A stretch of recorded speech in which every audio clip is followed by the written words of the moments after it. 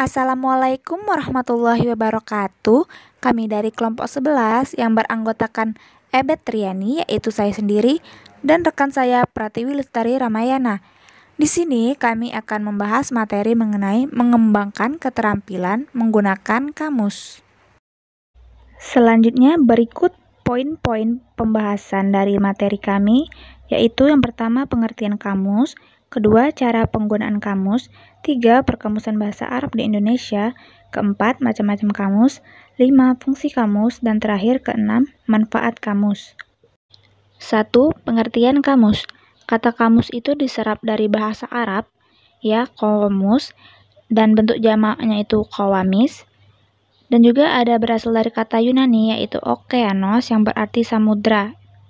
Maknanya di sini yaitu wadah pengetahuan, khususnya pengetahuan bahasa yang tak terhingga dalam dan luasnya. Kalau secara umum, kamus ini merupakan sebuah alat bantu petunjuk dengan tujuan untuk mempermudah dalam proses pembelajaran ketika ingin mencari sebuah pengertian atau sebuah kata yang tidak kita mengerti. 2. Penggunaan kamus. Cara mencari suatu kosakata dalam kamus bahasa Arab itu langkah-langkahnya yaitu 1. Menentukan kata yang ingin dicari. Selanjutnya mengubah kata tersebut menjadi kata dasar.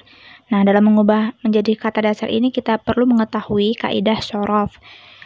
Lalu mencari awalan huruf dari kata dasar tersebut dan kita akan mendapatkan arti dari kata yang ingin kita cari tadi. Selanjutnya ada cara menggunakan kamus digital.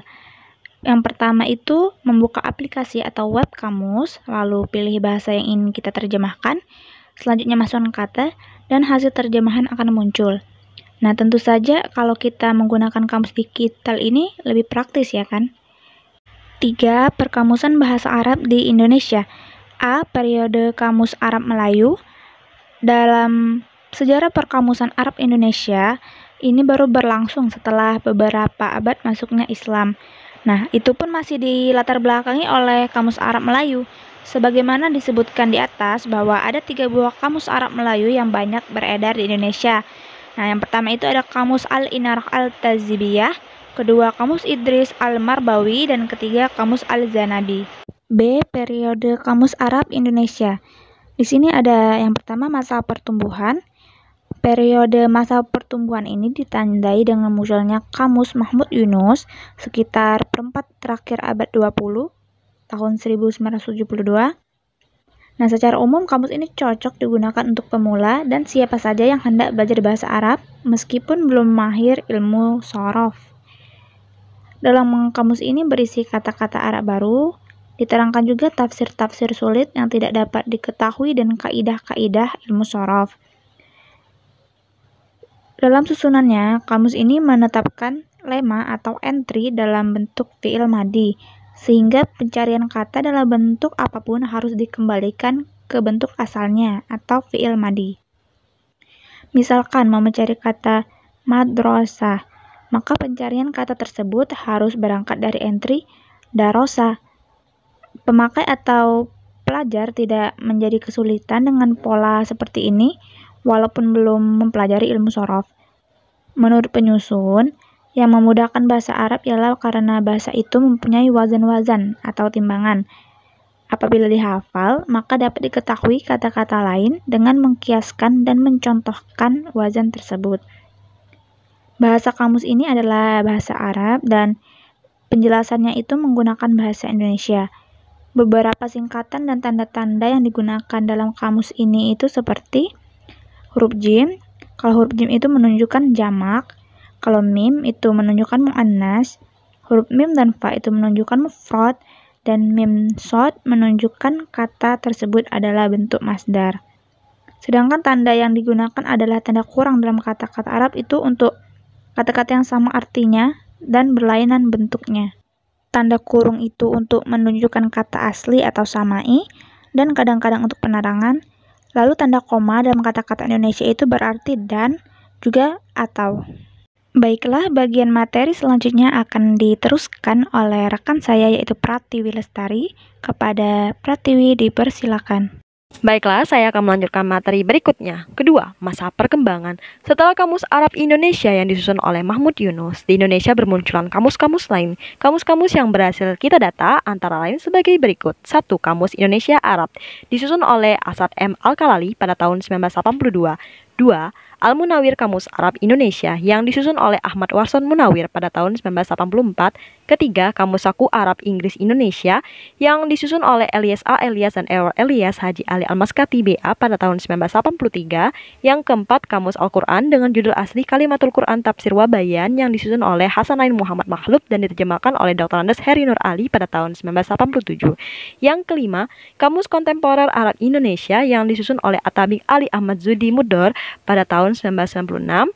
Yang keenam, Kamus Indonesia Arab, Istilah Umum dan Kata-kata Populer disusun oleh M. Abdul Ghaffar EM pada tahun 2000. Yang ketujuh, Kamus Inggris Indonesia Arab yang disusun oleh Atabik Muhammad Busro Ali pada tahun 2003. 1. Kamus Indonesia Arab Al-Kalali. Dalam penyusunan kamus ini, penyusun memberikan pendahuluan dalam bahasa Arab dan bahasa Indonesia. Ukurannya sedang, ketebalannya hanya 598 halaman. Seperti kamus-kamus lain, kata-kata dalam kamus ini disusun menurut urutan alfabet. Yang menjadi patokan adalah huruf pertama dari tiap pokok kata atau kata dasar. Misalnya kata perkembangan harus dicari di bawah kata kembang dalam susunan kata-kata yang dimulai dengan kata K, sebab per dan awalan sebab per adalah awalan dan an adalah akhiran. Kamus ini tidak menggunakan tanda-tanda sebagaimana kamus-kamus lainnya, melainkan menggunakan singkatan-singkatan dalam kurung yang bertujuan untuk menjelaskan kata yang dimaksud. Singkatan-singkatan yang digunakan antara lain AR untuk Arab, ING untuk Inggris, E untuk Eropa, BLD untuk Belanda, SUN untuk Sunda, JK untuk Jakarta, X yang berarti lawan kata, dan JW yang maksudnya adalah Jawa. Singkatan-singkatan dalam bahasa Arab yang digunakan adalah jim yang berarti jamak, famim yang berarti mufrad atau tunggal, samim yang berarti muannas atau perempuan, dan somim yang berarti masdar. Kedua, Kamus Al-Munawir. Bisa dilihat dari ukuran dan jumlahnya. Halaman ini mencapai 1.700 halaman. Kamus ini tidak mencantumkan daftar rujukan dalam sebuah halamannya, sehingga agak sulit untuk mengetahui sumber pengambilan data yang ada dalam entry.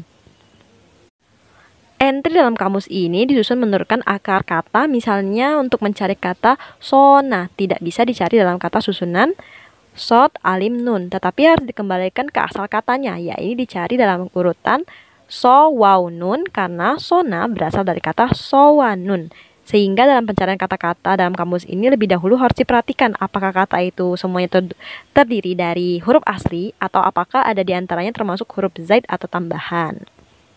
Ketiga, Kamus Kontemporer Inggris Indonesia Arab. Kamus ini disusun secara alfabetis dengan huruf Latin karena bahasa entry yang digunakan adalah bahasa Inggris. Bahasa entry yang digunakan adalah bahasa Inggris, kemudian di tengah adalah bahasa Indonesia, dan terakhir adalah bahasa Arab. Kata-kata bahasa Inggris dicetak dalam huruf tebal, hal ini untuk memperjelas perbedaan tulisan Inggris dengan Indonesia. Macam-macam kamus bahasa Arab.